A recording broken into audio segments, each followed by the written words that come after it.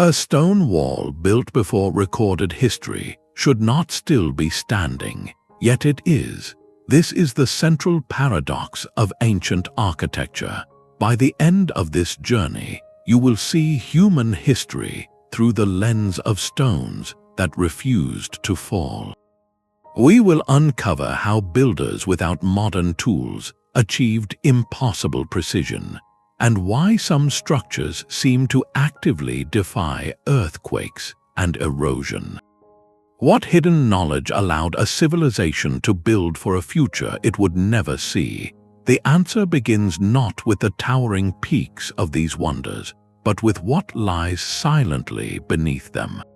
The Great Pyramid of Giza does not simply sit upon the earth, it is fused to it. Beneath those millions of stone blocks lies a foundation leveled to an almost supernatural degree of flatness, a surface so true that modern surveyors find discrepancies of less than an inch across its entire vast base.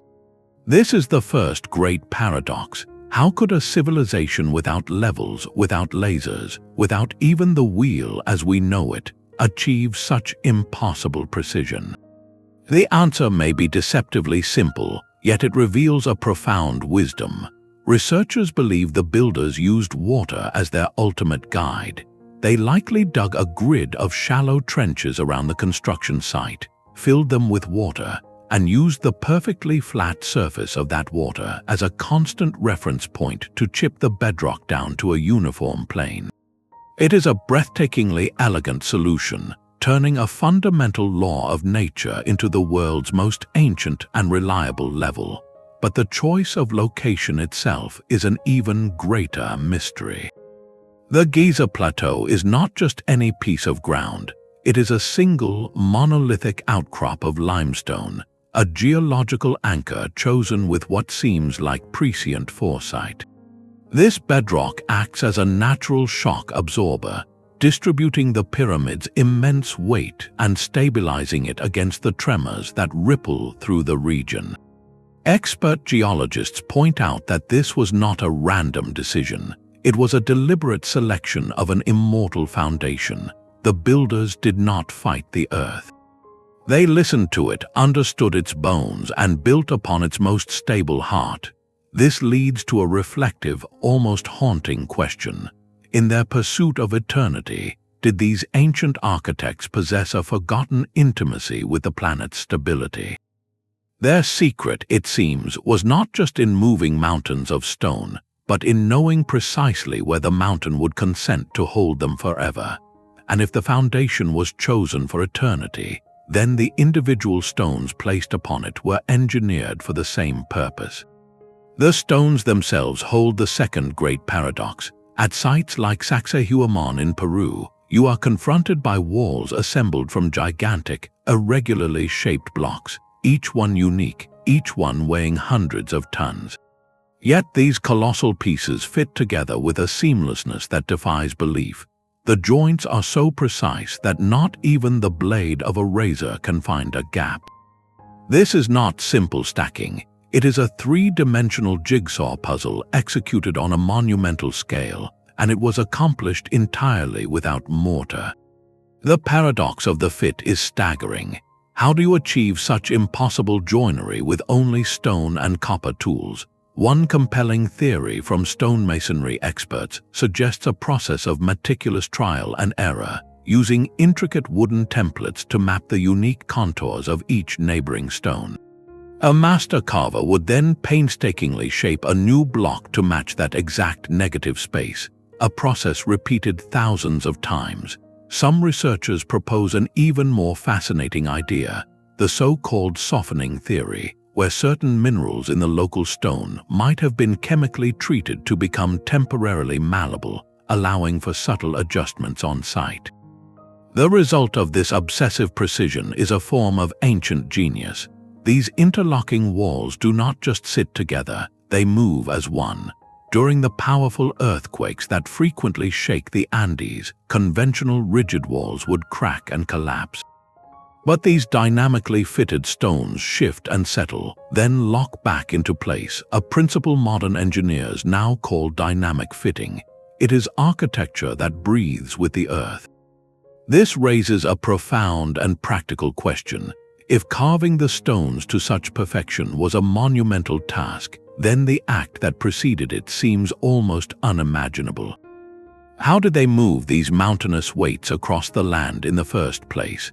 The weight of a single stone at Balbeck is a number that feels almost fictional, 800 tons, a mass equivalent to 2 fully loaded jumbo jets. This is the third paradox, the logistics of the impossible move.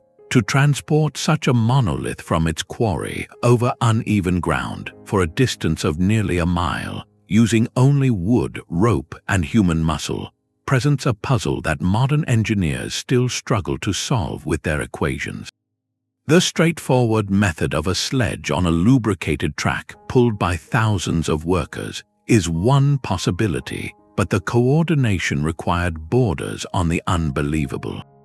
It would demand the synchronized effort of a small city, a rhythmic, chanting pull that had to be perfectly unified to overcome inertia and prevent catastrophic stalling. Some archaeologists point to evidence of sophisticated counterweight systems, where the weight of the stone itself could be partially balanced by heavy loads descending on the opposite side of a pivot, reducing the effective force needed. Others suggest the construction of immense, gradual earthen ramps, their surfaces slicked with water or clay to minimize friction, turning an impossible horizontal drag into a slow, controlled ascent. There are even more speculative ideas, whispers of lost techniques involving sound or vibration to somehow lessen the burden, though these remain firmly in the realm of theory. Yet perhaps the most overlooked marvel is not the physics, but the human organization. To sustain a project of this scale across decades, even generations, required a social architecture as robust as the stone one. It demanded a shared, unwavering belief in the purpose, a cultural identity so strong that thousands would dedicate their lives to a task whose completion they would never witness. This forces us to reconsider the very nature of these monuments. Were they merely temples and tombs, or were they the physical manifestation of a society's collective spirit, a project so grand it forged unity through shared, back-breaking purpose? But moving the stone is only half the story. Once it arrived at the sacred site, an even more vertigo-inducing challenge remained. How do you lift a mountain into the sky? The final ascent is perhaps the most visually arresting paradox of all. You have moved a mountain, but now you must place its peak in the sky. Envision the scene at Stonehenge, where the massive lintel stones, each weighing over 25 tons, needed to be hoisted nearly 20 feet into the air to crown the standing pillars. The commonly accepted image of a simple earth ramp becomes almost comically inadequate here. For the largest monoliths, building a ramp of sufficient strength and gentle slope would require moving more earth than the entire monument, a logistical nightmare that leaves no trace in the archaeological record. So how did they achieve this anti-gravity feat? One of the most elegant solutions lies in the principle of the lever and the fulcrum, a technology so simple yet so profound. By using a series of wooden poles as levers and progressively smaller stones as fulcrums, a team could walk a colossal slab upward in tiny, controlled increments, propping it securely at each new height with a timber crib, a basket weave of logs. This incremental raising, known as cribbing, was a form of ancient patience made physical, a testament to the understanding that any force, no matter how immense, could be overcome with enough cleverly applied leverage and time. Some researchers point to even more inventive possibilities, like the speculative use of large sails or kites to harness the wind, turning a constant, invisible force into a temporary lifting aid. The key insight across these methods is a shift in perspective. These builders did not see gravity as an absolute barrier. They saw it as a puzzle, a consistent set of rules that could be understood, outwitted, and even enlisted to help. This distributed, intuitive grasp of physics speaks to a parallel innovation across the ancient world, from the Mycenaean tombs of Greece to the megalithic temples of Malta. It suggests a universal human ingenuity arising independently wherever people faced the same monumental challenge. Once these stones were triumphantly suspended in their intended positions, a new and final challenge emerged. The work was not done until every lifted stone was locked into a form that could withstand the relentless assault of centuries. A finished structure is not a static object. It is a conversation with the forces of the world. Nowhere is this dialogue more elegantly spoken than in the wooden pagodas of Japan, which have swayed gracefully through powerful earthquakes for over 1,000 years. This is the fifth paradox, the geometry of seismic survival.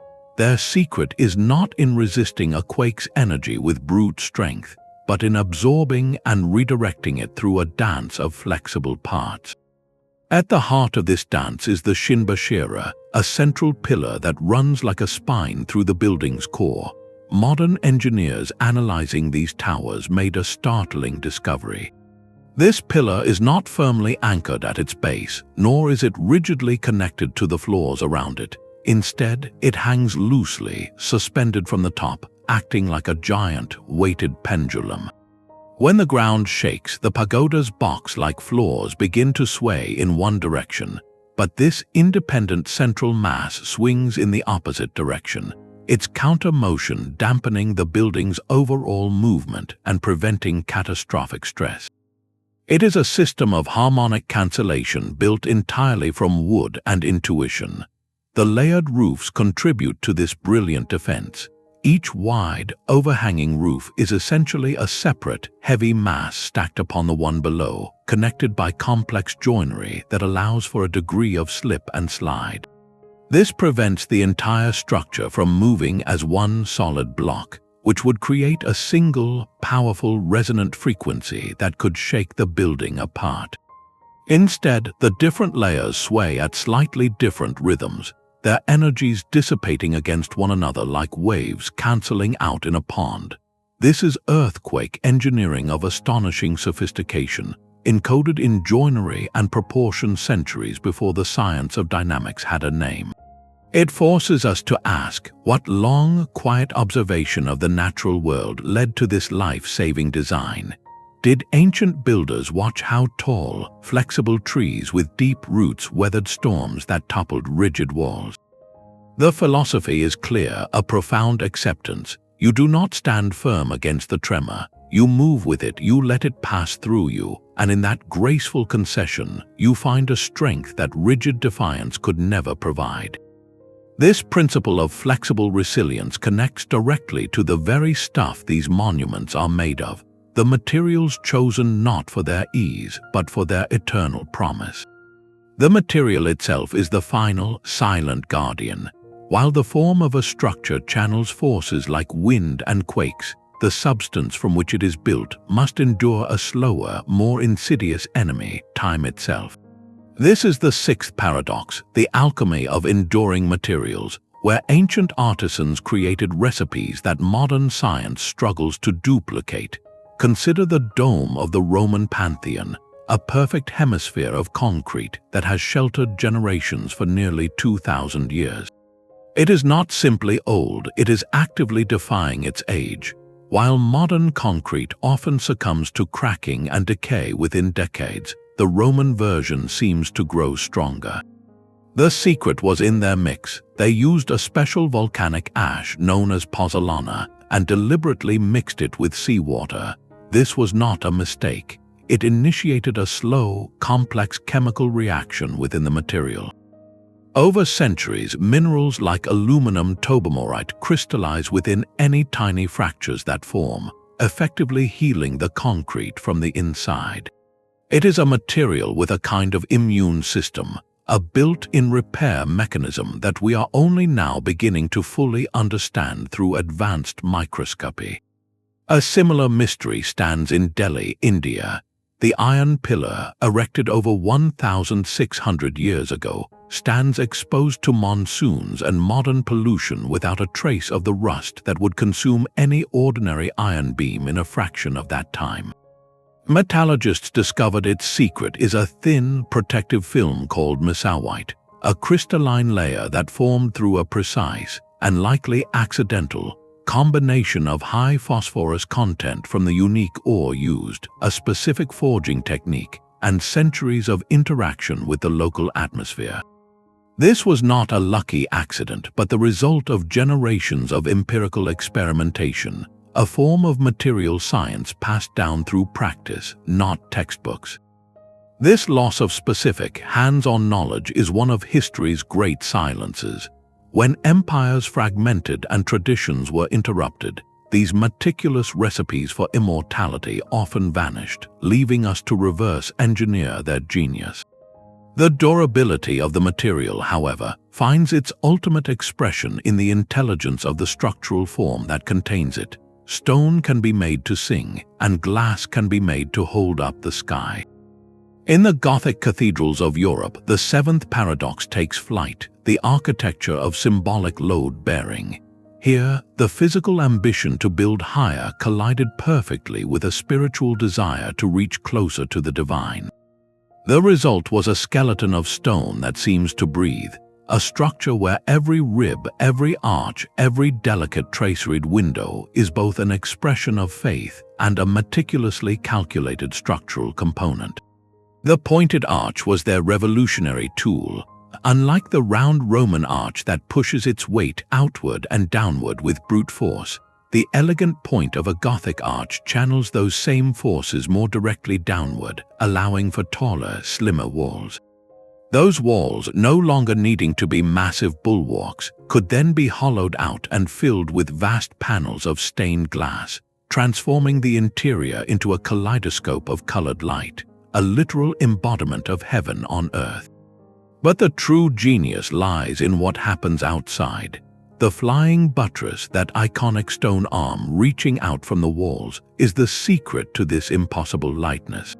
It catches the outward thrust from the vaulted roof and redirects it down into the ground, like a friend bracing your shoulder to keep you upright. This externalized skeleton meant the building's skin could be almost entirely glass and air. Master masons went further, weaving sacred geometry and mathematical ratios believed to reflect cosmic harmony into every measurement. The proportions of a cathedral's floor plan, the rise of its arches, the very spacing of its columns were often based on perfect squares, triangles, and the divine ratio. They were building a model of a perfect, ordered universe in stone, convinced that such spiritual and mathematical perfection would naturally result in physical stability. This fusion forces a compelling reflection. Did the unwavering drive to represent divine perfection, to make faith visible and tangible, inadvertently lead to some of history's most brilliant breakthroughs in structural engineering? In striving to touch the heavens, they discovered how to make stone soar. Yet for every monument built to inspire awe in the light, there exists another, born from a necessity to endure in the dark. But for every soaring spire built to capture the light, there exists an architecture of profound and deliberate shadow. Deep beneath the windswept plains of Cappadocia, in what is now Turkey, an entire civilization chose to turn the paradox of survival inside out.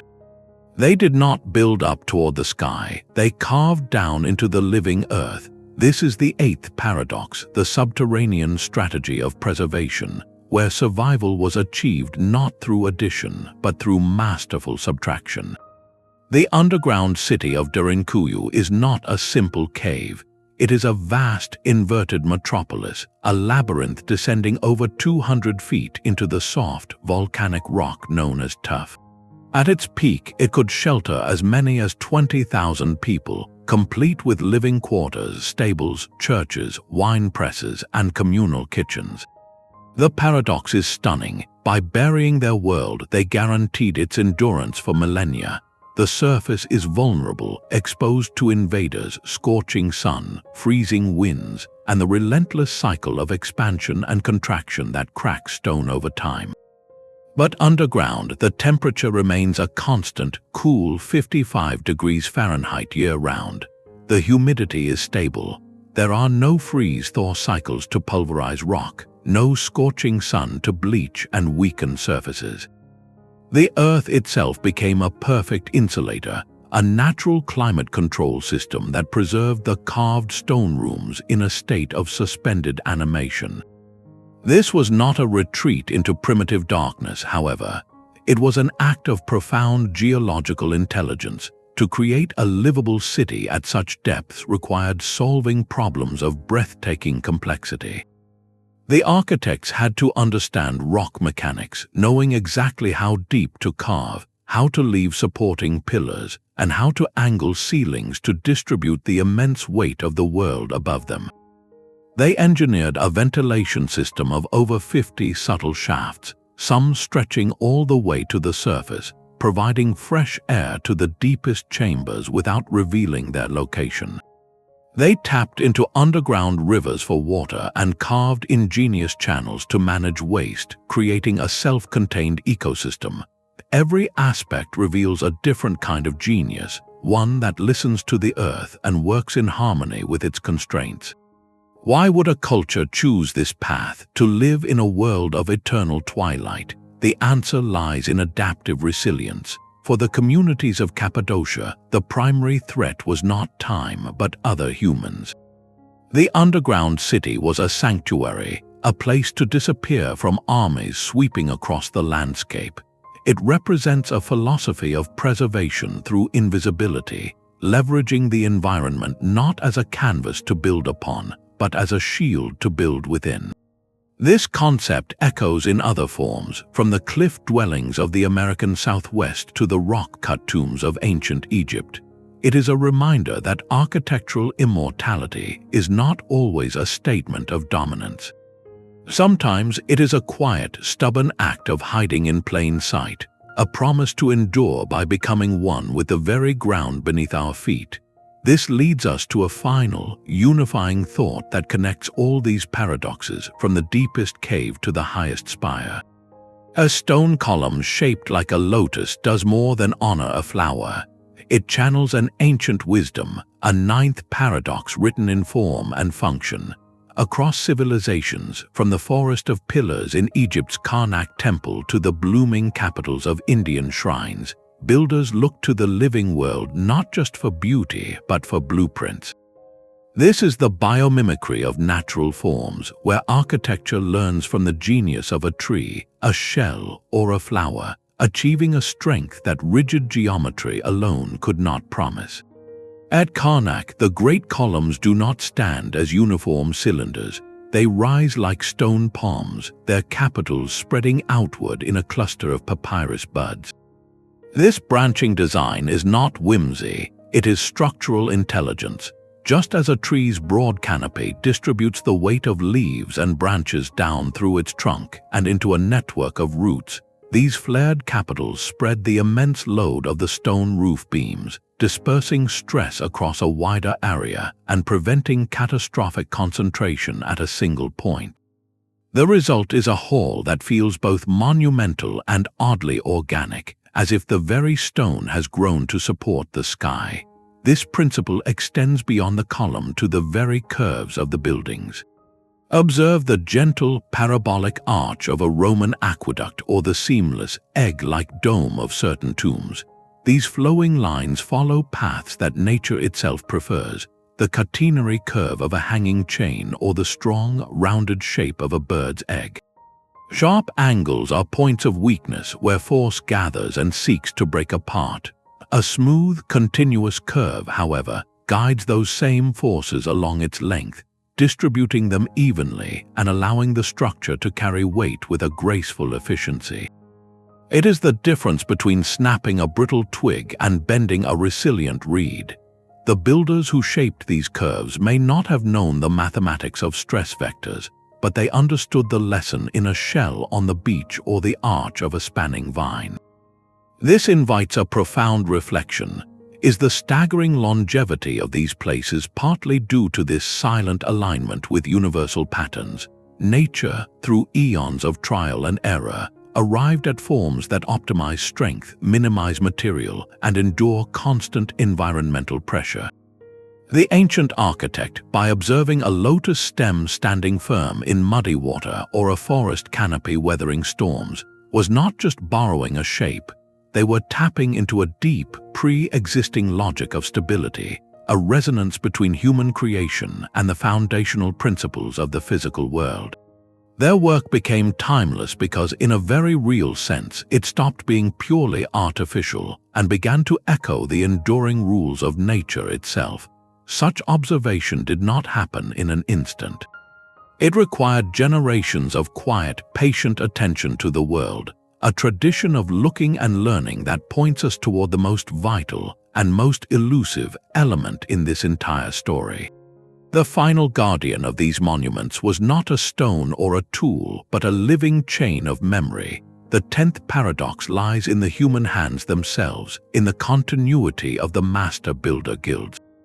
These were not just groups of laborers, they were living libraries, their minds the sole repositories of techniques that could not be written down because the language for them did not yet exist. In ancient Rome, the collegia were more than unions, they were custodians of a sacred craft. A master stonemason knew the exact feel of the pozzolana ash that would make concrete set underwater, knowledge gained not from a manual but from decades of mixing under his own teacher's watchful eye. In the medieval period, the lodges of cathedral builders operated with similar secrecy. The precise geometry for a flying buttress, the ideal season for quarrying a certain stone, the secret to reinforcing glass with lead, these were guarded trade secrets, passed orally from one generation of initiates to the next. This created a paradox of survival. The immortality of the physical structure depended entirely on the fragile, human continuity of a closed knowledge system. It was a sociological miracle, because the same guild, with its accumulated wisdom, might oversee a cathedral's construction for 100 years or more. The standards never wavered. The mortar mix remained consistent, the proportions of the arches stayed true, the understanding of load and counterforce deepened cumulatively. This generational project created a feedback loop of perfection. But this system had a profound vulnerability. It was a flame passed from one candle to the next, and if the chain was ever broken, the light vanished. Historians note that the decline of these organized guilds, often through periods of great social upheaval or widespread illness, frequently coincides with a mysterious decline in architectural scale and durability. The knowledge of how to build for millennia did not disappear in a library fire, it faded away with the last master who held it in his hands. This forces a haunting reflection.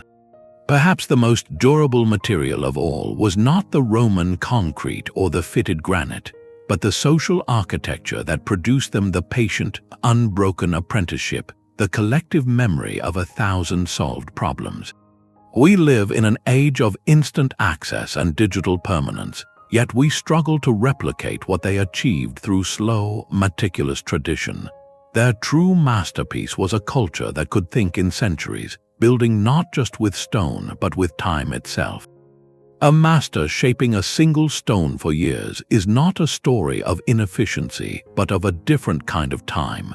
This is the 11th paradox, the temporal ambition of the multi-generational project. The Great Pyramid did not rise in a decade or even in the reign of a single pharaoh. Its construction was a societal promise stretched across generations, a project where the architect who drew the first lines knew he would never walk through the finished corridors. This creates a staggering shift in perspective. The foundation was not laid for oneself, or even for one's children, but for a great-great-grandchild one would never meet. Such an endeavor demanded more than just labor. It required a cultural vision so stable and so deeply shared that it could be transmitted like a sacred baton from one lifetime to the next. It implied an unshakable belief in the continuity of the civilization itself. This expansive time frame liberated the work from the pressures that define our modern world. There were no quarterly earnings reports, no political cycles demanding a ribbon-cutting ceremony. A stone could be quarried, shaped, tested and reshaped until it achieved that impossible, seamless fit. Perfectionism was not a luxury, it was the entire point, because the only deadline was eternity. This patient, cumulative effort fostered a quality of thought we rarely encounter today. It allowed for corrections, for learning embedded directly into the stone. If a new technique for moving heavier blocks was discovered halfway through the project, it could be integrated. The design could evolve across centuries, refined by countless hands and minds, each adding their layer of mastery to a growing whole. The result is a built environment devoid of the cheap shortcuts that lead to modern structural decay. When you are building for 1,000 years, you do not hide flaws behind plaster. You cannot assume someone else will handle maintenance in 50 years. You build as if you yourself will have to bear the weight forever. This long now mindset extended beyond engineering into the spiritual alignment of the work.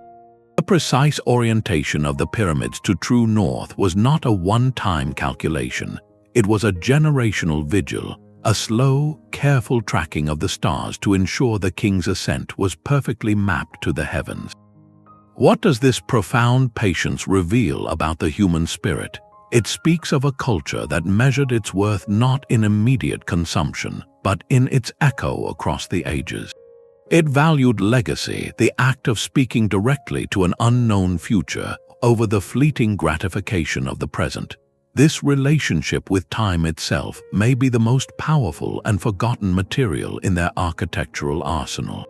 It was the invisible mortar that held everything together, the shared understanding that some creations are not owned by a single life, but are born from the patient accumulation of many.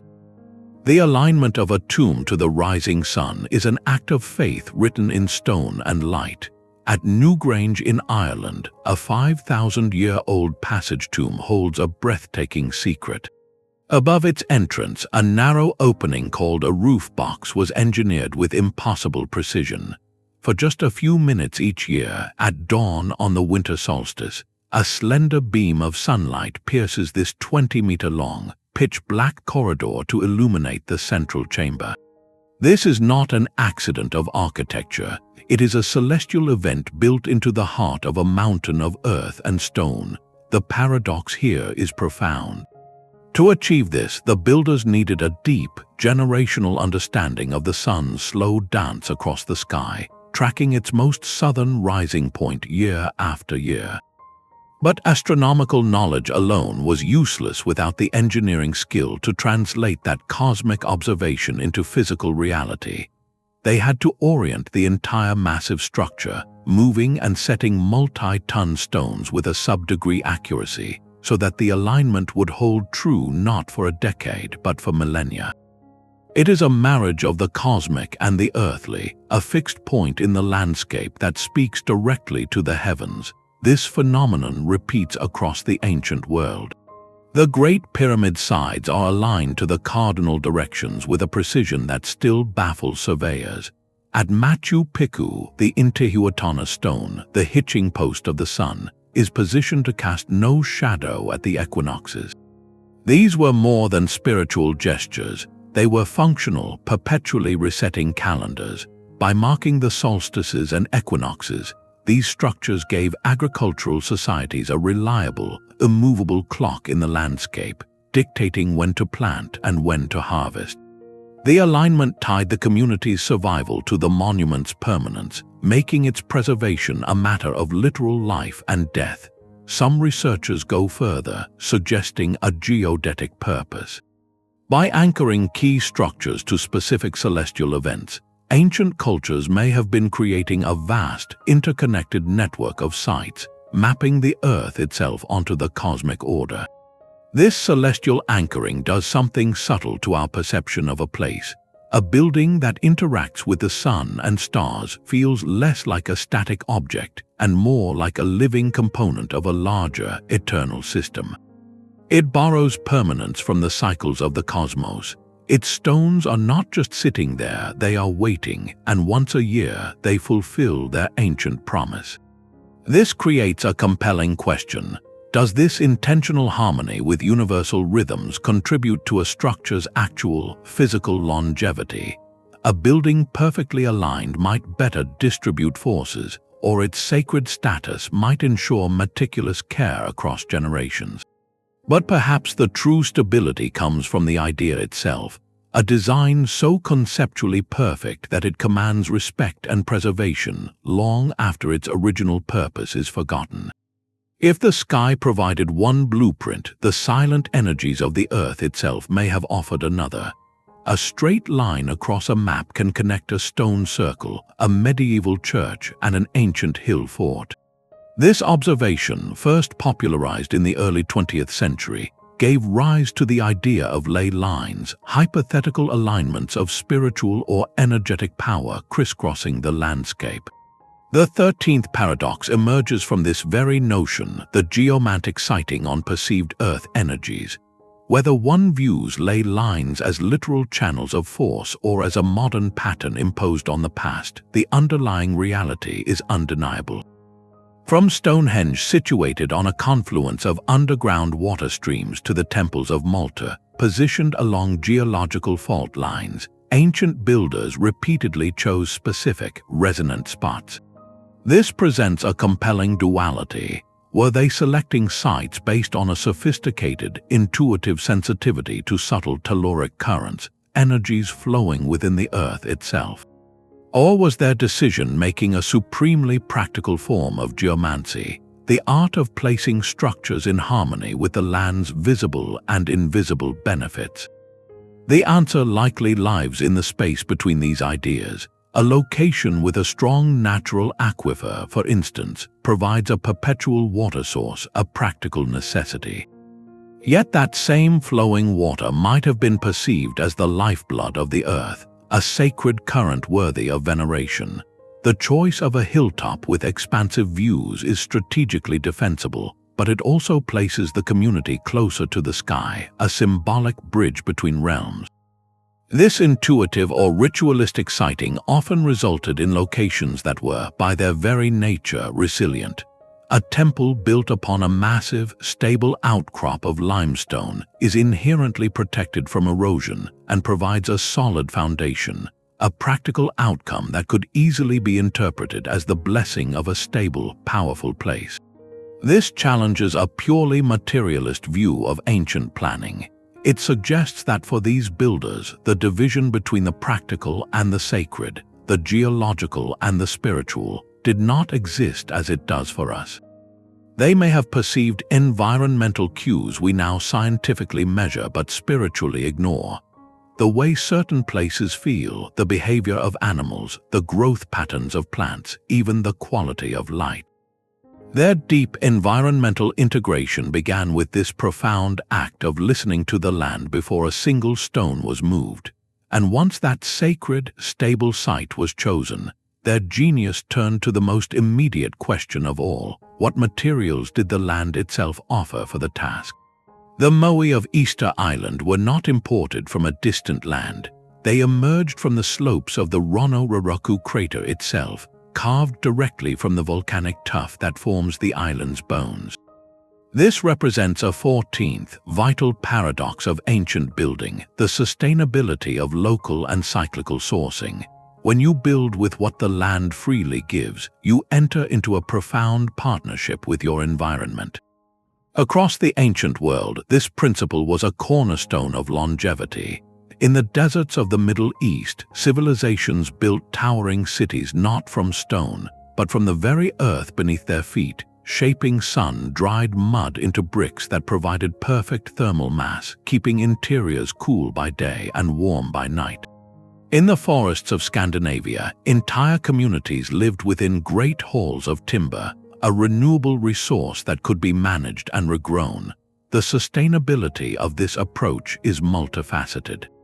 First, it eliminates the colossal energy cost of long-distance transport. Second, and perhaps more importantly, local materials are already in harmony with the local climate. An adobe brick expands and contracts at the same rate as the surrounding soil and air, avoiding the internal stresses that can shatter a foreign stone brought into a different environment. The structure becomes an extension of the landscape, weathering the centuries as the landscape itself does. But this symbiotic relationship held a delicate balance, a lesson written starkly on Easter Island. The very abundance of the soft volcanic tuff at Rono-Roroku made the monumental moai possible, but some researchers suggest that the island's focus on this grand tradition, coupled with other pressures, may have contributed to a larger ecological strain. The paradox is clear: local sourcing can be the ultimate strategy for endurance, but only if the demand does not outpace the environment's capacity to renew. So how did successful cultures manage this resource equation for centuries? Their mastery often began with understanding that the most critical local resource was not stone or timber, but water. The true test of a civilization's foresight was not just in moving mountains, but in summoning and controlling the rain. Water is the architect of both life and ruin. In the arid silence of Mesa Verde, the ancestral Pueblones built their homes not near water, but in places where they could master its every drop. Their cliff dwellings, sheltered under massive sandstone overhangs, are masterclasses in hydrological defense. The overhangs themselves act as giant gutters, catching rainfall and channeling it away from the living quarters carved into the cliff face. But their genius went deeper, into the very mortar between the stones. They mixed it with a precise recipe of clay and ash, creating a breathable binder that allowed moisture trapped within the walls to evaporate without forcing the stones apart. This is the 15th paradox, the hydraulic engineering of perpetual dryness. These builders in desert landscapes dedicated immense effort to controlling the one resource that seemed most absent, because they understood a fundamental truth: the most destructive force to stone over centuries is not weight but water. When water seeps into a microscopic crack and freezes, it expands with irresistible force, slowly pulverizing rock from within. In tropical climates like that surrounding Angkor Wat, the threat was constant saturation. The Khmer engineers responded with a sprawling, ingenious grid of canals, moats, and reservoirs that did more than symbolize the cosmic ocean. This vast network managed monsoon floods, stabilized the water table, and created a consistent hydraulic buffer that prevented the soft sandstone foundations from eroding or shifting. They were not just building temples, they were building a landscape-scale machine for water control. This ancient hydrological wisdom appears everywhere. Roman architects lined drainage channels with lead to prevent seepage into foundational walls. Builders across cultures incorporated subtle slopes in plazas and roofs, not for aesthetics but for swift runoff. They created capillary breaking layers of gravel or crushed pottery beneath floors, a simple yet brilliant barrier that stopped groundwater from wicking upward into walls. They developed mortars that were deliberately less hard than the stones they joined, ensuring that any movement from freeze-thaw cycles would crack the sacrificial mortar, which could be easily repointed, rather than the irreplaceable stone block itself. These solutions speak of a deep, observational science. They understood hydrostatic pressure, the way standing water pushes against surfaces, and they designed relieving arches and weep holes to counteract it. They saw how certain rocks stayed dry on slopes while others crumbled, and they mimicked those natural angles. Their battle was a silent, patient one against entropy itself, a fight to keep the very substance that gives life from reclaiming their creations. What generations of observation led to such precise solutions? It reveals a mindset that saw water not just as a resource to be collected, but as a relentless force to be intelligently managed in its presence and its absence. Yet for all its quiet power, water's slow work paled before the sudden, earth-shattering violence of a different natural force. The silent threat to a great structure is not a single, crushing blow, but a persistent, rhythmic whisper. It is the same principle that can shatter a wine glass with a sustained musical note, the dangerous phenomenon of resonance. This is the 16th paradox, the architectural damping of destructive harmony. Ancient builders may have intuitively grasped a concept that modern engineers now combat with complex mathematics: the need to prevent a building from singing its own catastrophic song. Consider the curious, massive ceramic jars sometimes found buried in fields near certain ancient Asian temples. Mainstream archaeology often interprets them as storage vessels, but an intriguing alternative theory exists. Some researchers suggest these hollow, bell-like forms could have served as primitive acoustic dampeners. Their purpose might not have been to ward off malevolent spirits in a literal sense, but to disrupt something equally invisible and potentially destructive: harmful resonant frequencies generated by strong winds or subtle earth tremors. The idea is not as far-fetched as it sounds. Just as a modern skyscraper incorporates a tuned mass damper, a giant pendulum in its upper floors that swings opposite to the building's sway, ancient structures may have been subtly engineered to avoid dangerous harmonic buildup. The evidence is often written in the negative space, in what the builders deliberately avoided. Look at the seemingly haphazard, polygonal masonry of a Mycenaean wall or an Inca fortress. The irregular shapes and sizes of the stones do more than create a stunning visual texture. They create a complex, interlocking web with no uniform repeating pattern. This irregularity itself acts as a dampener. A regular, repeating pattern of identical blocks would be more susceptible to a single vibrational frequency traveling through it and amplifying, like a perfectly tuned instrument. But in a chaotic jigsaw of unique pieces, any vibrational energy is scattered, dissipated, and converted into harmless heat at the countless microscopic interfaces between stones. The same principle applies to the flexible joints in wooden pagodas or the dry stone corbelled roofs of Neolithic tombs. These are not rigid connections. They are designed to slip, slide, and absorb energy. Even the specific, non-round proportions of arches and doorways might have played a role. By choosing ratios that did not correspond to the dominant frequencies of local earthquakes or wind patterns, the builders could have effectively detuned their structures, ensuring they would never fall into a synchronized, destructive dance with the forces around them. This implies a level of observational science that borders on the mystical. Did they learn this from the natural world, from watching how a grove of trees of varying heights and flexibilities weathered a storm that flattened a uniform stand of timber? Or from experiencing the haunting song of a sand dune as wind passed over it, understanding that vibration itself is a powerful, tangible force? The result is an architecture of silent harmony.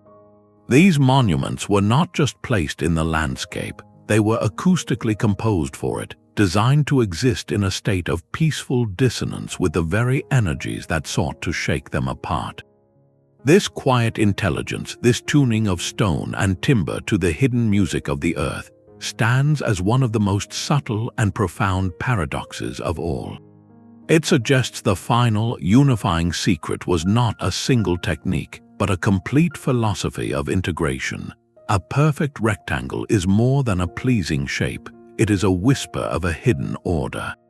The Parthenon in Athens stands as perhaps the most famous example of this.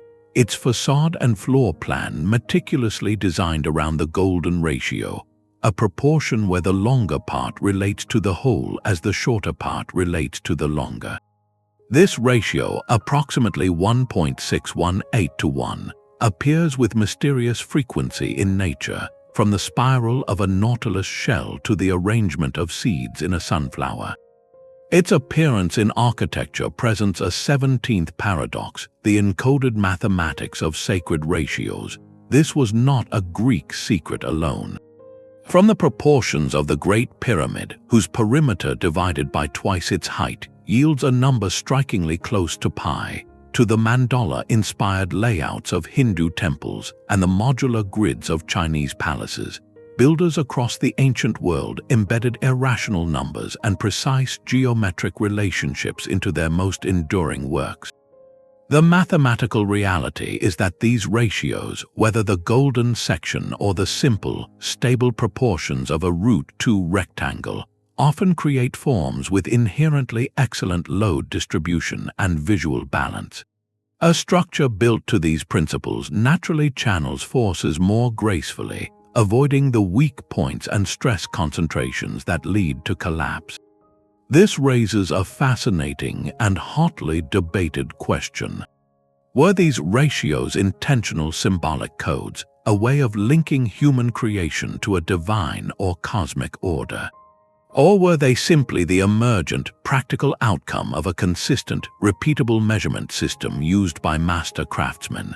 A builder using a standard rope or rod to lay out a foundation might, through a sequence of logical steps, arrive at a rectangle whose proportions unknowingly embodied the golden ratio.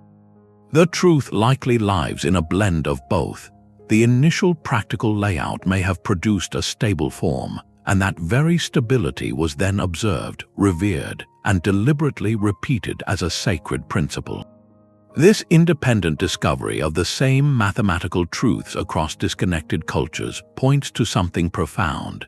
It suggests a universal language of durable form, a set of geometric and proportional rules that, when followed, tend toward longevity. It prompts us to wonder, are there inherent mathematical truths in our universe that, when translated into stone and timber, simply last longer? Does a structure aligned with these deep patterns achieve a kind of resonance with the physical laws of stability itself?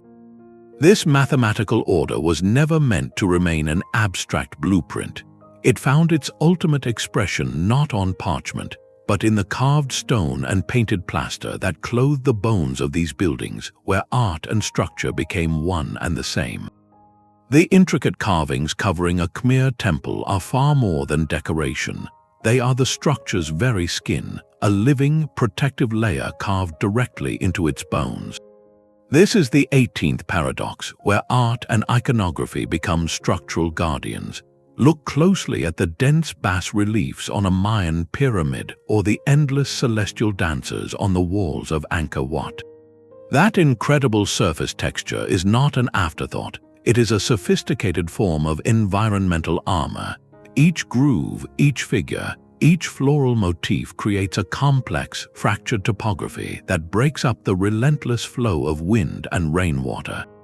Instead of a smooth, flat surface that allows water to sheet down in a concentrated, erosive stream, these carvings scatter the droplets, slow their descent, and dissipate their energy across thousands of tiny channels. It is a principle we see in nature, like the rough bark of an ancient tree that protects the inner wood far better than a smooth surface ever could. The very act of creating this art demanded a deeper engagement with the material. To carve such detailed iconography, the masons needed to select stones of exceptional quality, free of hidden flaws that could ruin a delicate figure. Each block was likely placed with greater care, its orientation studied to best showcase the narrative scene while ensuring its structural integrity. The art forced a higher standard of craftsmanship from the very beginning, but the protection offered by these carvings goes beyond the physical. This dense tapestry of gods, kings, and cosmic stories served a powerful social function, weaving the structure into the very identity of the culture that built it. A temple covered in the epic of a divine king was not just a building, it was a scripture in stone, a permanent record of beliefs, history, and cosmic order. This imbued the structure with a meaning that transcended its practical use.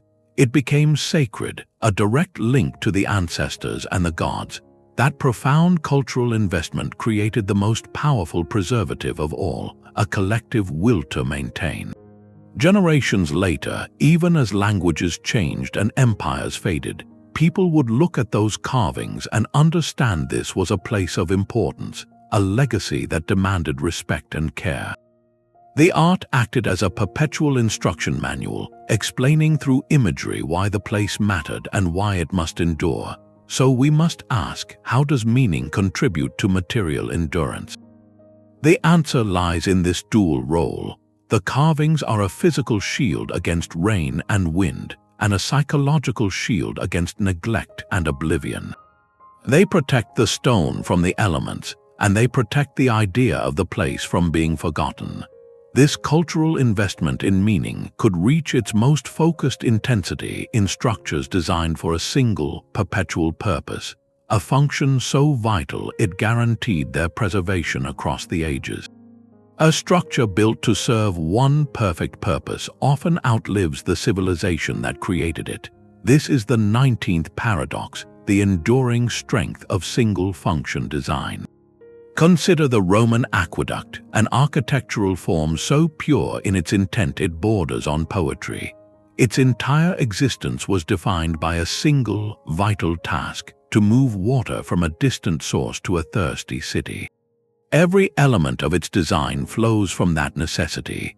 The gentle, unwavering gradient, often as little as a single foot of drop per mile of length, was a triumph of surveying that ensured a steady, controllable flow without destructive turbulence. This relentless focus on hydraulic efficiency created an unintended structural genius. That consistent slope dictated a repetitive, rhythmic series of arches, a modular form that distributed weight evenly and could be repaired section by section without compromising the whole. The arches themselves, while beautiful, were not primarily for aesthetics. They were the most efficient way to span valleys and maintain that sacred gradient with minimal material. There were no compromises for residential space, no awkward additions for storage, no structural weak points introduced by trying to make the aqueduct serve a second master. Its form was an unadulterated expression of its function, and in that purity it found an incredible resilience. The same principle guides ancient granaries from the Indus Valley to the cliff dwellings of the American Southwest. These were not general storage rooms, they were precision instruments for preservation. Their thick, insulating walls maintained a constant temperature. Their raised floors, often built on stone pillars, created a critical air gap that prevented ground moisture from spoiling the grain. Narrow ventilation channels allowed for a delicate breeze to circulate, discouraging mold and pests. Every one of these features existed solely to protect the community's most vital resource through the seasons. This specialized design created a fortress against decay. Because the building was never adapted for another use, its original, robust logic remained intact. Its walls were never punctured for new windows, its floor plan never clumsily subdivided, its foundational purpose never diluted. This leads to a compelling question about architectural survival. Does longevity favor the specialist over the generalist? A multi-purpose hall, constantly modified and repurposed, accumulates stresses and compromises. But a granary, an aqueduct, a lighthouse, a bridge, these singular forms often stand for millennia because their reason for being is so crystal clear, so perfectly solved in stone and mortar, that later generations simply maintain the original, flawless idea. This dedicated functionality rarely existed in isolation, however. It was almost always a vital component within a larger, meticulously planned system, a single instrument in a symphony of urban survival. A cathedral's survival could depend on the strength of a distant watchtower. This is the 20th paradox, the urban planning of defensive synergy. Ancient cities were not random collections of buildings. They were intricate, interconnected ecosystems designed for mutual protection.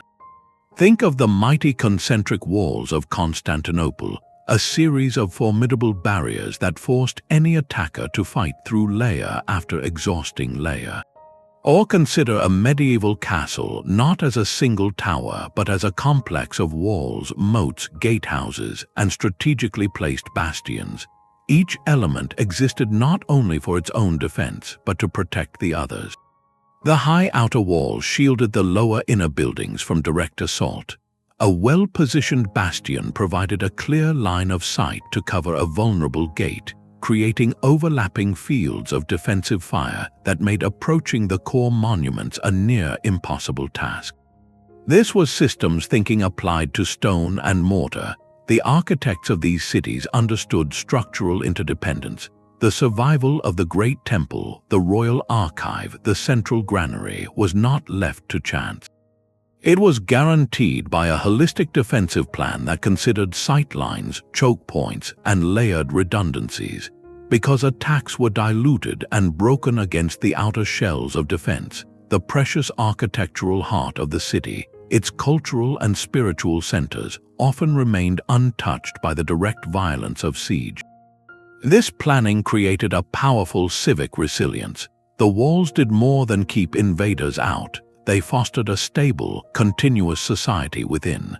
That stability allowed for the meticulous maintenance of public buildings, the passing down of construction traditions, and the accumulation of wealth that could be invested in preservation rather than constant rebuilding.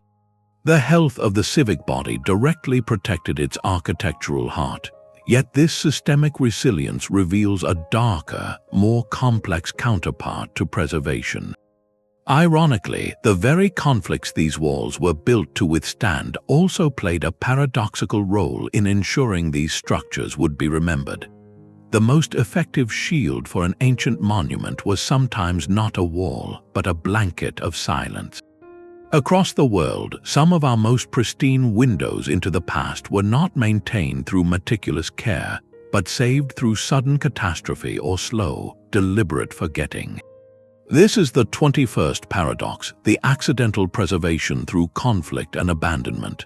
The volcanic ash that buried Pompeii in a single, terrible day did more than capture a moment. It created a perfect, airtight seal. That layer of pumice and ash shielded exquisite frescoes from fading sunlight, protected delicate mosaics from foot traffic and weather, and preserved organic materials like wood and food that would have otherwise vanished into dust.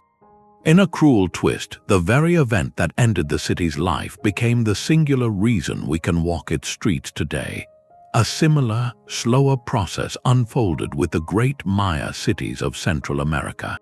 When these centers were gradually abandoned, the jungle did not destroy them, it embraced them. A dense canopy of roots and vines grew over the limestone temples, acting as a protective mesh that held the stones together against earthquakes and buffered them from the erosive power of tropical storms. The jungle soil accumulated gently, burying lower walls and stabilizing foundations. In both cases, the absence of human activity was the key. A structure that remains in continuous use faces a different, subtler enemy: adaptive reuse. A medieval castle might have its battlements softened into manor house windows, its thick walls hollowed out for plumbing, its original load-bearing arches compromised to install modern floors. Each well-intentioned update, each effort to make the old building suit new needs, can unintentionally weaken its historic fabric, like adding new patches to an ancient garment until the original thread is lost. A temple forgotten by time, however, avoids these cumulative compromises. It rests in a state of suspended animation, its design integrity intact, waiting only for the jungle to be peeled back or the ash to be brushed away. This presents an unsettling irony. For an ancient building, the greatest threat to its authentic survival can sometimes be continued, loving human attention. We must then ask a difficult question: does true preservation sometimes require a period of profound neglect? This paradox forces us to look at our own modern era, where we have taken up the role of conscious guardians, and to wonder if our interventions are always a cure, or if they can sometimes become a new kind of ailment. The hardest mortar can be a structure's most insidious enemy. In the 19th century, as a wave of romantic nationalism swept Europe, teams of well-intentioned restorers set out to rescue crumbling medieval castles and cathedrals.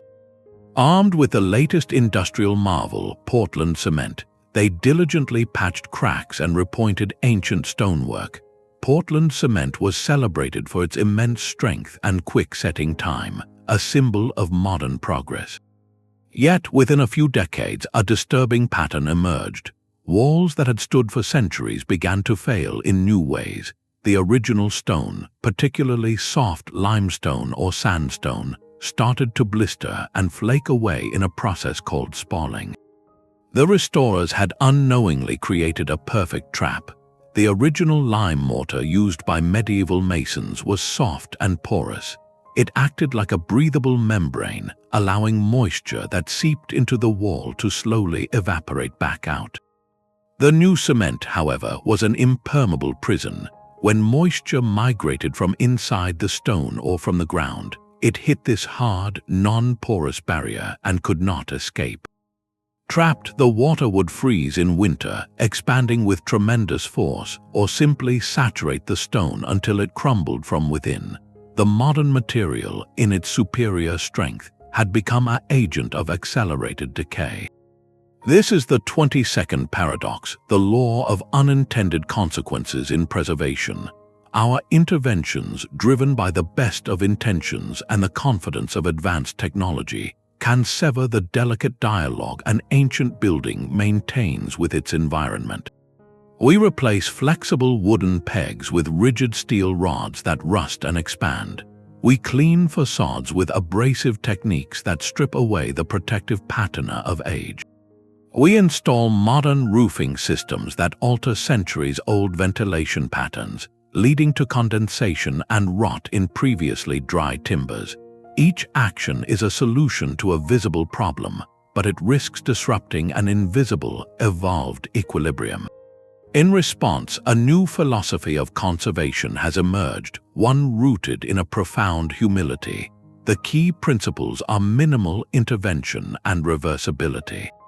The goal is not to make a structure look brand new, but to stabilize it with the lightest possible touch, using materials and methods that can be undone by future generations who may know more. This often means returning to the very materials the original builders used: soft lime mortars, wooden dowels, and traditional mixes that allow the building to breathe and move as it always has. It is an admission that the ancient craftsmen understood the marriage between their local stone and their local climate in a way our laboratory-engineered products never can. This forces a deeply reflective question. In our rush to fix the past, to apply our modern solutions to ancient problems, are we failing to listen to the quiet wisdom embedded in the stones themselves? To truly preserve, we must first decipher intent, a task as fragile as the monuments we seek to save. A beautifully carved stone disc found in a ruin might be called a ceremonial object by one researcher, and a precisely calibrated bearing for a wooden axle by another. This is the interpretive paradox of the modern gaze. We are all, in a sense, time travelers arriving in the past with baggage packed by our own era. Our greatest obstacle to understanding why these structures survived is not a lack of evidence, but a surplus of our own assumptions. We live in a world rigidly divided between science and spirituality, between the practical and the sacred. We see a temple aligned to the stars and instinctively ask, was this for religious ceremony or for astronomical calculation? For the builders, this question would have made no sense. The alignment was both inseparably. It was a sacred act because it was a supremely accurate one, a way of weaving human order into the fabric of the cosmos. To call it merely a calendar underestimates its spiritual gravity. To call it merely a shrine underestimates its technical genius. Our bias is to see these as separate categories, and in doing so, we risk missing the integrated system entirely. This interpretive lens can lead us to dismiss their achievements as mysterious accidents or fortunate luck. A wall that has stood for millennia through countless earthquakes might be labeled miraculously preserved, a phrase that politely closes the door on inquiry. But what if its survival is not a miracle, but the logical outcome of a sophisticated, holistic understanding of materials, geometry, and geology? We might look at the intricate carvings covering a temple and see only art, while the builders saw essential environmental shielding and a structural stress test for every stone. We might study an ancient text describing the ritual placement of a foundation stone and overlook the precise geological survey it encoded. Our modern habit of specialization blinds us to the polymathic nature of their knowledge.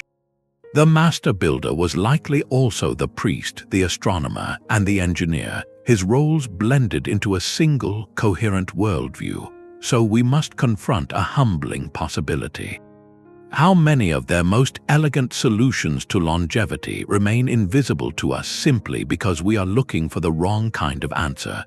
We search for blueprints where there were only songs and stories, for formulas where there were only rituals and proportions passed down through apprenticeship. To truly see their work, we must attempt to temporarily set aside our fragmented perspective.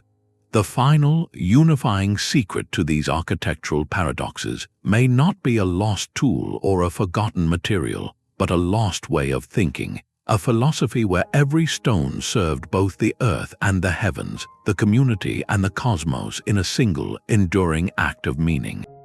This integrated wisdom represents the culmination of all the paradoxes we have explored. The final, overarching secret was not a single technique, but a complete philosophy of knowledge. The ancient master builder was not a specialist in our modern sense. He was a polymath, a figure for whom astronomy, geology, theology, and logistics were not separate fields, but interconnected threads in the same grand tapestry. A pyramid was never just a tomb. It was a mathematical expression of pi and the golden ratio, a permanent stone observatory aligned to the belt of Orion, a theological statement about the pharaoh's divine ascent, and the unifying national project for an entire generation. This holistic integration is the 24th paradox, the non-compartmentalized worldview as the ultimate source of durability. Every decision, from quarry site selection to the final capstone's placement, was filtered through multiple layers of meaning. Choosing a bedrock foundation was both a brilliant geological move for stability and a sacred act of connecting to the eternal earth. Orienting a temple to the solstice sunrise served the practical need for a calendar, while ritually binding the community to the cycles of the cosmos. There was no engineering department separate from the religious affairs office. The architect, the priest, and the surveyor were often the same person, or worked in such close concert that their knowledge blended seamlessly. This meant every solution was inherently multivariable. A wall was designed not only to bear weight, but to dissipate seismic energy, to channel rainwater through its carved iconography, and to tell a story that would compel future generations to preserve it. The structure's physical resilience was woven directly into its cultural and spiritual significance. They built for stability across every conceivable dimension, physical, social, and cosmic. This interconnected thinking may be the most significant factor we have failed to replicate in our modern world. Today, knowledge is deeply specialized.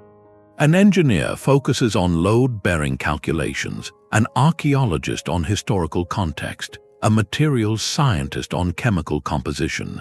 This division allows for incredible depth in each field, but it can create blind spots where the bigger picture is lost. We might reinforce a historic wall with a strong modern cement, solving an immediate structural problem while unknowingly introducing a new threat of moisture entrapment and decay. The ancient builder, thinking holistically, would have understood the wall as a breathing system, part of a larger environmental dialogue. So we must ask a difficult, reflective question. Has our very advancement, our celebration of specialized expertise, erected a subtle barrier to creating truly timeless architecture? We possess tools and materials they never dreamed of, yet we struggle to match the millennial endurance of their simplest stone walls. Perhaps the final lesson is not about finding a lost tool, but about recovering a lost way of thought. A mode of seeing where every stone is both a physical anchor and a cosmic placeholder, where building is an act of conversation with the entire world, not just a conquest of it. A single thread cannot hold a tapestry together, but woven together they become unbreakable. The 25th paradox is this cumulative effect of synergistic defenses, where every individual choice we have explored becomes part of a greater interlocking whole. Survival was not guaranteed by one brilliant feature alone, but by a deep, intentional layering of solutions, each one reinforcing the next like the concentric rings of a fortress wall. The perfect foundation of the Great Pyramid is made exponentially more durable by the precise geometry of its form, which in turn is stabilized by the dry desert climate, which then preserves the unique chemical properties of its casing stones. Its celestial alignment ensured its cultural significance, which motivated generations of caretakers, while its sheer scale made it a landmark too massive to easily repurpose. Each layer of defense addresses a different threat: geological, climatic, seismic, social, and even psychological. Remove any one layer, and the structure becomes more vulnerable, but together they create a system of such profound redundancy that time itself seems to lose its grip. This synergy transforms a building from a mere object into a resilient ecosystem in stone. It suggests that these ancient mega-projects were conceived from the very first sketch not as monuments for a century, but as total, closed-loop systems engineered for perpetuity. Their architects were not solving isolated problems. They were designing entire life cycles for their creations, considering how material, form, environment, and human belief would interact across millennia. This leads to a humbling and almost unsettling consideration. With all our advanced analytics, specialized engineering software, and laboratory-tested materials, do our modern structures achieve this same depth of integrated, multi-variable design? We can calculate load bearing to the millimeter and simulate earthquake stresses with incredible accuracy. But do we weigh the cultural narrative of a building with the same seriousness as its steel reinforcement? Do we consider how a facade will interact with 200 years of local rain, or how its meaning might compel future generations to care for it? The ancient approach was inherently holistic, a philosophy where every stone served multiple masters: physical, spiritual, and temporal. This synergistic thinking brings us to the final threshold of our exploration, to the ultimate question these silent stones have been posing all along. The silent endurance of these stones is a question posed directly to our modern world. We have walked through 25 paradoxes, from the perfect foundation to the synergistic whole, and now we arrive at a final, reflective mirror. These ancient structures, whether standing in ruinous majesty or enduring fullness, do more than mark a past achievement. They hold up an unflinching mirror to the works of our own civilization, challenging the very core of our values. We build faster than any society in history. Our towers of steel and glass pierce clouds that the pyramid builders could only dream of touching. Our materials are engineered in laboratories, our plans simulated with digital precision. Yet a haunting question lingers in the shadow of these modern marvels. Will they stand for 1,000 years? The legacy paradox forces us to confront a difficult truth. Our definition of progress is often measured in speed, height, and immediate efficiency. Theirs was measured in resilience, harmony, and a patience that spanned generations. We celebrate the skyscraper erected in 2 years. They celebrated the wall that would hold for 2,000. This is not to say one is superior, but to highlight a profound shift in priority. Our systems favor the short-term cycle, the quarterly report, the political term. Theirs favored the generational cycle, the alignment with stars, the dialogue with the earth itself.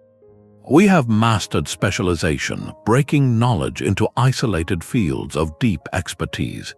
The ancient builder mastered integration, weaving astronomy, geology, theology, and logistics into a single, coherent act of creation. Our approach can conquer immense technical challenges, but it can also create blind spots where the bigger picture fades. We might design a brilliant, energy-efficient building but construct it from materials that cannot be recycled, or place it in a landscape it dominates rather than complements. Theirs was a philosophy of collaboration, not domination. They did not fight the earthquake, they designed a pagoda to sway with it. They did not battle the desert sun, they used thick adobe to store its coolness. They listened to the land and built with what it offered, creating a partnership for permanence. These stones, therefore, are not passive relics, they are active, silent critiques. They ask us what we are truly building for. Is it for profit, for a fleeting statement, for immediate utility? Or is it for legacy, for community, for a future we will never see? They ask who we are building for. Is it for a single client or a single era, or for the countless unnamed generations to come? In their weathered faces, we see a timeless lesson in a deeper kind of sustainability, one that encompasses material endurance, social cohesion, and environmental harmony. So as we conclude this exploration, we are left with the most personal question of all, one that echoes off those ancient walls. What will our own architectural legacy be? A millennium from now, what will remain of our steel and glass forests? What fragments will future archaeologists piece together, and what paradoxes will they puzzle over in our remains? Will they marvel at our cleverness, or will they wonder why, with all our knowledge, we built so much that was designed to be replaced? The greatest lesson these paradoxical structures offer may be this: the most enduring material is not found in a quarry or a factory, but in the intention of the builder. It is the courage to think in centuries, to build with humility, and to weave our creations so deeply into the fabric of the world that time itself hesitates to reclaim them. These stones have spoken their final paradox, not in a whisper, but in a silent, enduring question that now hangs in the air around us. Our journey through these architectural marvels reveals a truth far more compelling than any single lost technique. Their survival is not a collection of lucky accidents, but the brilliant outcome of a complete and integrated intelligence. It is a tapestry woven from countless threads, the seismic dance of a wooden pagoda, the celestial lock of a solstice sunrise at Newgrange, the forgotten alchemy in Roman concrete, and the generational patience that laid a pyramid's first stone knowing the last would be placed by unknown hands. Each paradox we have explored is a different facet of the same profound philosophy, a way of building that engaged in an eternal dialogue with every force imaginable: the push of the earth, the pull of the stars, the breath of the wind, and the heartbeat of the community itself. These structures endure because they were never meant to be isolated monuments. They were conceived as active participants in a balanced system, harmonizing with their environment rather than conquering it, speaking to their cosmos rather than ignoring it, and embodying their culture's deepest beliefs so completely that their preservation became a sacred duty. This legacy now turns its gaze forward, challenging the very rhythm of our modern world. We are an era defined by rapid change and immediate results, yet we face a future of profound environmental shifts, rising seas, and intensifying climates. In this context, the ancient lesson shifts from historical curiosity to urgent relevance. Their greatest teaching is not about how to build taller, but about how to build wiser, how to create resilience through harmony. They demonstrate that true longevity comes from listening to the landscape, from using what it offers, and from designing structures that move with forces rather than rigidly against them. It is a philosophy of collaboration with time itself, so let these silent sentinels change the way you see the world around you. Look at the old stone wall, the ancient bridge, the weathered spire, not as relics of a forgotten past, but as living lessons in endurance. They stand as proof that human creation can echo for millennia when it is built with intention, humility, and a deep respect for the intricate web of life and physics that sustains us all. We would love to hear which of these paradoxical structures captured your imagination most profoundly. Was it the breathing pagoda, the self-healing concrete, or the mountain carved into a hidden city? Share your thoughts below, and if you wish to continue unraveling the greatest mysteries history has left for us, consider subscribing for our next journey into the